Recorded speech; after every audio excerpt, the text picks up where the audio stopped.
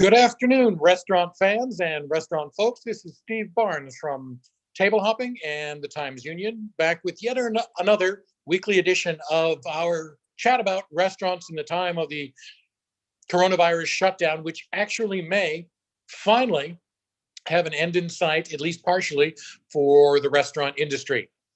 As we discussed last week with Melissa Fleischut of the New York State Restaurant Association, there's a series of metrics that need to be met by each of the 10 regions in New York State.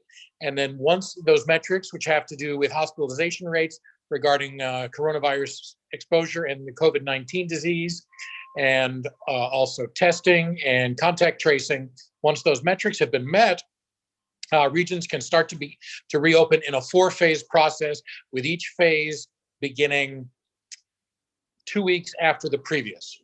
The earliest in New York that anyone can open could be starting this Friday, the 15th.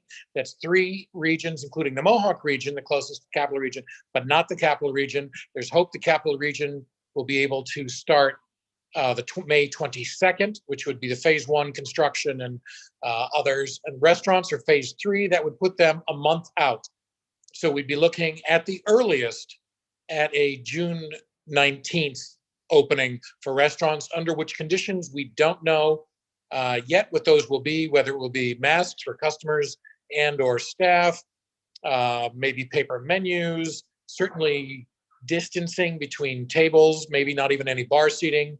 We've talked over the previous weeks to a lot of people in the restaurant business. We haven't talked to anybody who's also in the beer business. So here today to chat with us is a longtime favorite of area readers and listeners, popular in newspapers and on radio, George Piro, who's the brewmaster and also a partner in Druthers Brewing, which has 3 locations, the original in Saratoga and in Albany and in Schenectady. Druthers makes a lot of beer, which, like food, is perishable. So we are here to talk to George about that. As soon as he is with us, whenever that happens, we'll start to talk to George about what it looks like for Druthers to begin reopening and thinking about going forward in the business of serving customers. I think I'm here. You not see All me? right, there he is. Hey, George, good to see you. Hello. So, with the new news that it looks like possibly starting June 19th, restaurants can reopen for business. What does that mean for Druthers? If you've got that sort of now potentially a 5-week timeline, what does that change what you've been doing over the last 7-8 weeks? It's not going to change much of anything right now. That's a long way out. We've been open for takeout for a couple of weeks now, 3 days a week. So we have some staff on hand. Equipment is still running. Nobody knows precisely when we'll get to reopen. Nobody knows what the rules will be, when we're allowed to reopen. So it's very hard to plan what you're going to do, just because we have no knowledge, and nobody does. Right. So you said you've been open for a couple of weeks. Does that mean Druthers was closed for basically 6 weeks, starting on the 16th of March? Did you close then? Yeah, we tried being open for like a day, and we had an issue where some employees were very concerned about their health, and we agreed, and so we shut down for that time. And what about the beer? What about the beer component? What did you? What did you do? Because prior to, let's say, in February, how much beer were you making in an average week? I can tell you annually, last year we did about 4,500 barrels. So, roughly, 80 barrels a week between the 3 locations. And so a barrel is how many gallons? It's 31 gallons, nice even number, because we're stuck on the imperial system here. A beer barrel is not the same as an oil barrel, and it's 2 kegs though. A barrel is 2 kegs. Most people. Okay.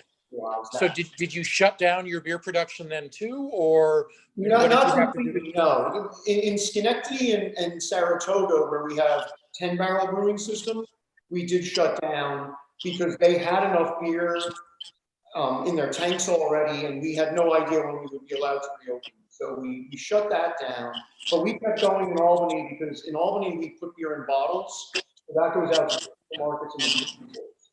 So for a few weeks, we were running not normal, but we were still working in Albany in the brewery.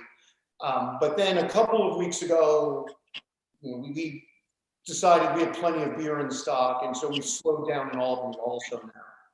So what has this done to your either your restaurant sales? Things go out in kegs to bars and restaurants, and to what goes out in bottles. I mean, what is production slowed to, as opposed to a year ago in mid-May? Right. It's a year on date. It's like 10% of what it should be. It's terrible. So our bottle production is slightly lower to about the same, but that was always the lowest volume and least profitable part of the business. The keg production is zero because all the restaurants and bars are closed, so there's nowhere to sell it. So that was the bulk of our business, and like most breweries. And now we're just kind of in a hole. Right. So how long is beer good in a keg for? I mean, if you make it, normally if you make beer and it goes out the door in a keg, hopefully if wherever it gets sold to is doing decent business, it'll be empty fairly soon. But how long is a keg of beer fresh for? It's a good question, and it's much more complicated to answer than you might think. It's really dependent upon two major things. The biggest one is the quality control of the brewery doing the packaging, and the second one is the beer style. So we'll address the first one. The quality control of the brewery doing the packaging is huge. You have to do everything you can to minimize oxygen uptake during packaging and in your keg, because oxygen destroys beer. It makes it taste stale, like it does to all foods. You also have to have kegs that are clean, so they're microbiologically sound, so the beer doesn't go sour over time unintentionally. Those are actually pretty big things. A lot of small brewers don't get these things right. Oxygen testing equipment is very expensive, like $25,000 for a simple device that'll test your beer for oxygen. So a lot of small breweries don't have that. The next one is the beer style. Hoppy beers tend to change character faster because hop aroma is a very delicate component of beer character, and it will go stale. Even with good oxygen control, you'll still lose hop aroma pretty quickly. And if the beer is kept cold and it was well packaged, you could get on a hoppy beer 2 months, no problem. On maltier beers, we've had some that have been able to go 6 months and they're fine. But that said, our kegs are cleaned. We open our kegs up periodically to make sure they're getting clean. And we test for oxygen and have really, really low numbers for our oxygen, like less than 20 parts per billion. That's with a B, billion of oxygen in our beer. So how much beer do you have sitting around in kegs now waiting for the world to restart? I can't answer that. Give my brain a moment. We probably have around 250 kegs in our cold room waiting for the world to restart, plus some at our distributor waiting for the world to restart. And some of that's at the distributor we're going to have to take back. And I'm trying to work out what we're going to do with that. So. Now, you said you've been doing takeout for the past couple of weeks or so. How has that been going? It's okay. How do I put it? I mean, first of all, it's only 3 days a week. So right there, that's 3/7 of the sales you would normally expect at best. And it's probably at like a third of normal business on each of those days. So it's much better than nothing. But it's not like being open, of course. And each location, would you say, is there a difference between Saratoga, Albany, and Schenectady in terms of business? Or any surprises in this sort of takeout model as opposed to the way they operated for dine-in customers or at the bar? It worked out pretty much the way I thought it would. Saratoga is a little bit busier than Albany, and Albany is a little bit busier than Schenectady. So, and that kind of is the way our 3 locations go. Right. What percentage of those takeout orders include beer? I know how much beer has been sold, but what's the percentage monetarily? That's a good question. I don't know the answer to that off the top of my head. I can tell you each week we sold about 7.5 or 8 barrels of beer from the 3 locations combined. And that's a lot less than normal. So are these going out in growlers? Do you have a growler machine, or what are they? We have glass growlers that we bought because we're trying to minimize human interaction in the customer service. So think about what you just said. We're trying to minimize human interaction in customer service. If that isn't antithetical to the customer service business you thought you were in, it's crazy. Right, but it's the new world, isn't it? Yes. Yes. All right. We have a comment from a reader.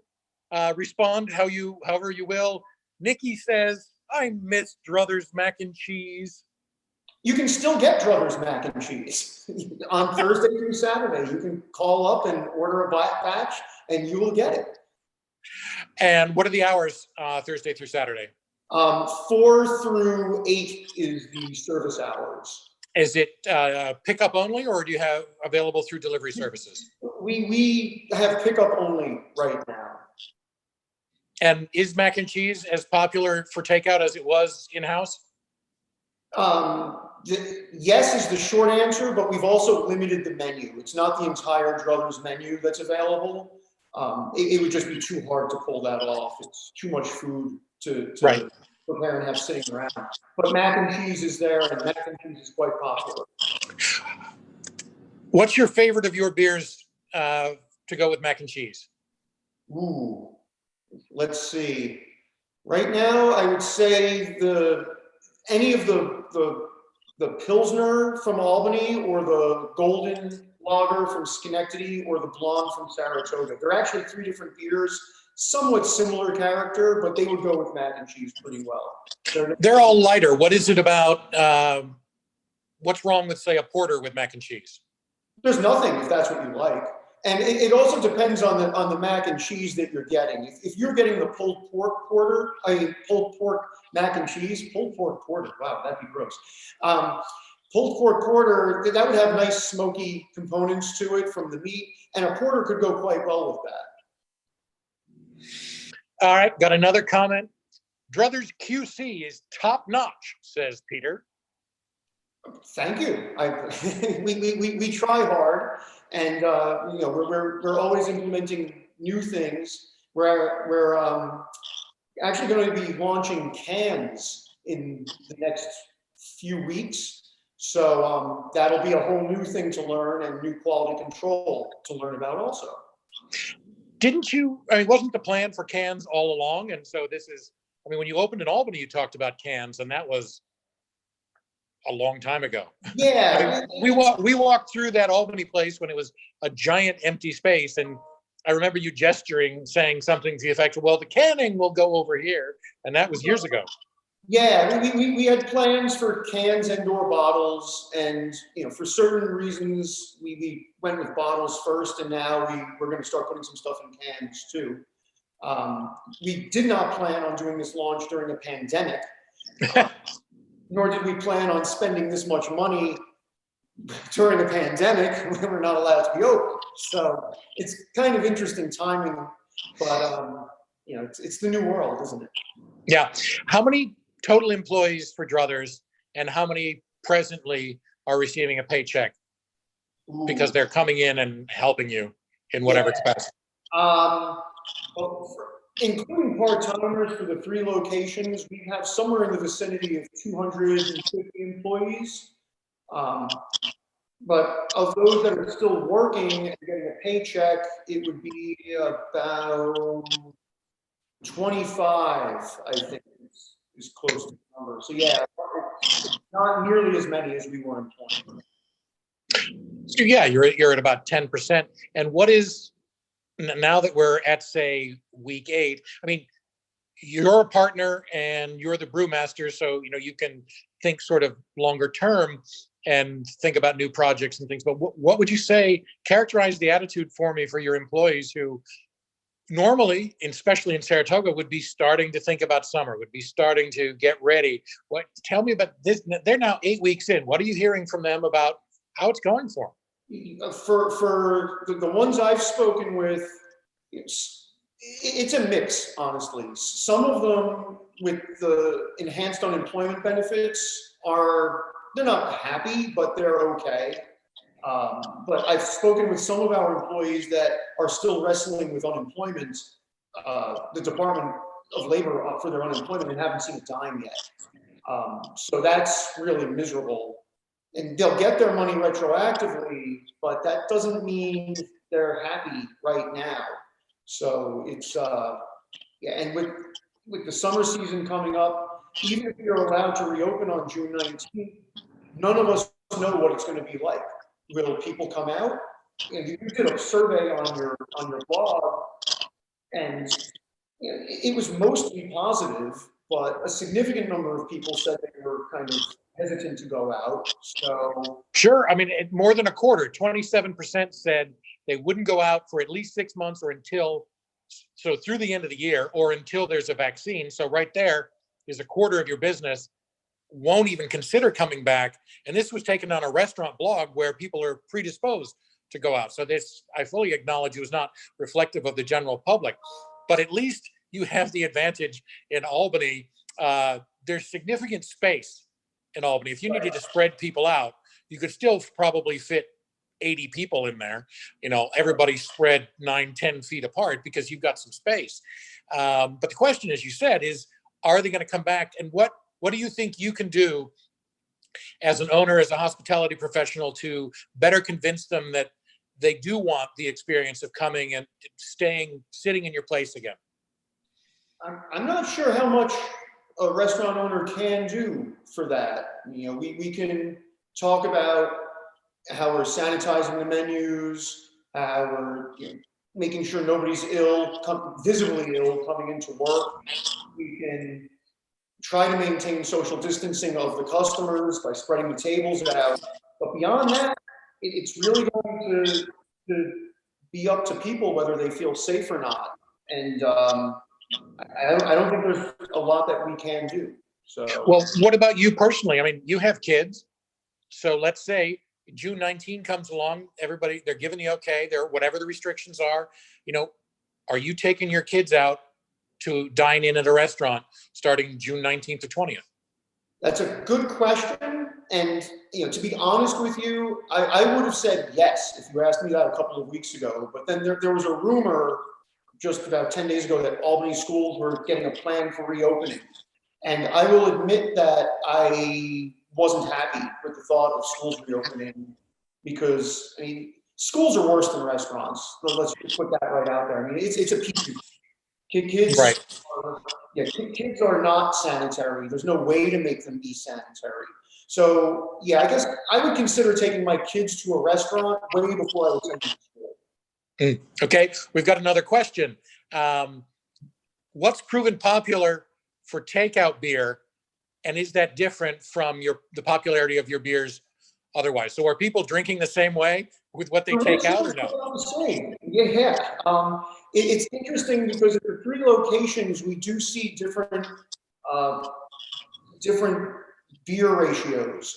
So in Albany, the hoppy beers, the IPAs, are usually number 1, and in Saratoga, especially during the warm weather, whatever blonde ale is on is number 1. And Schenectady, the gold lager is always, or almost always. But we're still seeing that pretty much. It's it's a little.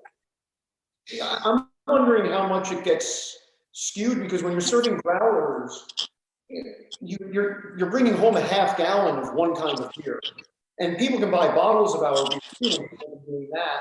But if you come to our restaurant with a party of 4, you get whatever they want. Right. They don't have to Well, decide, we're all going to get this. So, I'm wondering how much compromise is going on with our customers, their internal discussions. What beer do we want to drink?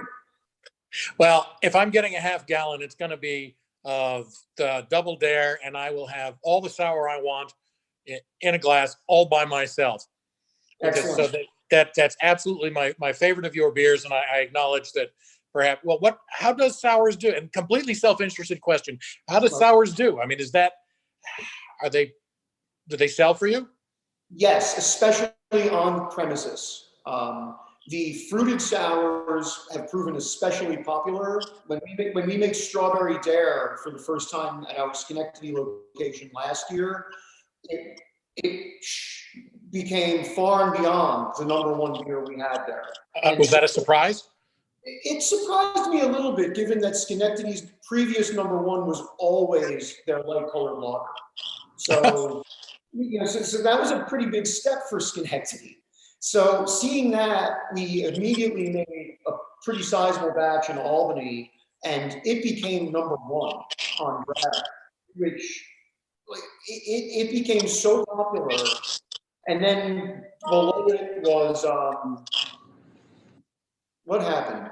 Well, I can remember this. It became #1, and we didn't see an IPA on the top 10 list until #4, which was unprecedented. That like 3 beers were above IPA, and the top one being a sour. So that was pretty cool. Well, is the strawberry sour, now that you've pitched it as being popular, is the strawberry sour likely to come back? Oh yes, in fact, I'm ordering the strawberry this week for it. So we're going to start brewing again in fits and starts, just based on the fact that we need to make some seasonal beers that are appropriate to summer, because unfortunately a lot of what we have laying around in kegs was appropriate to March, and we'll. Well, if that doesn't sell, do you just have to put it down the drain? Unfortunately, some of it might end up that way. Yeah.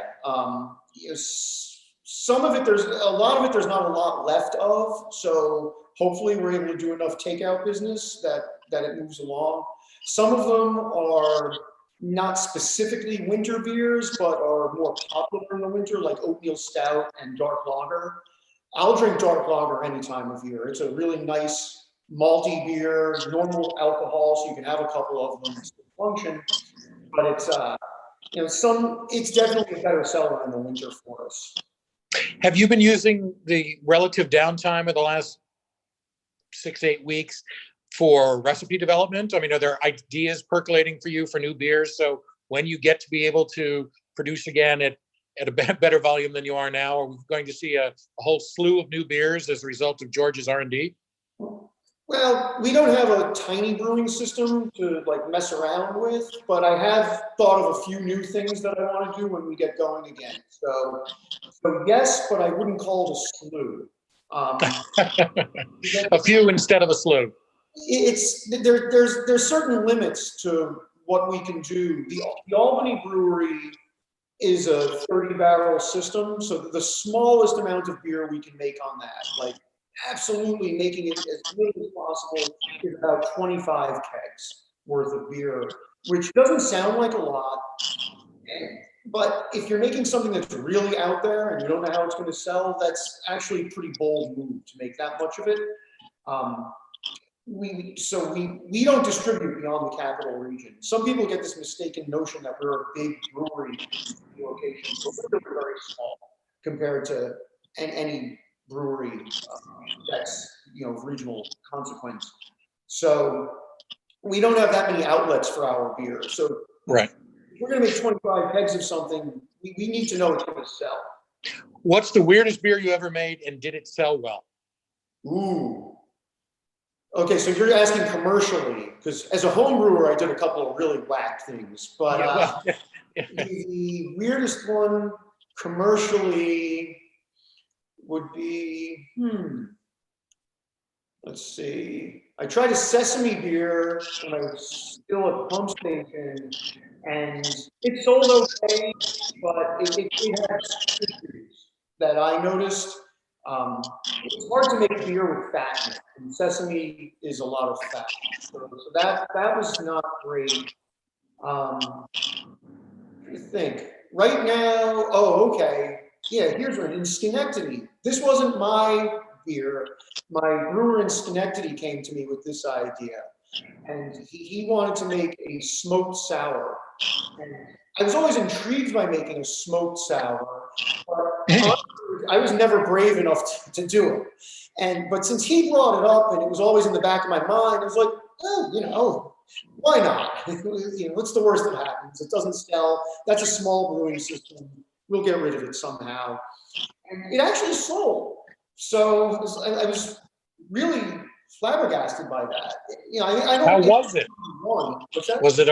How was it?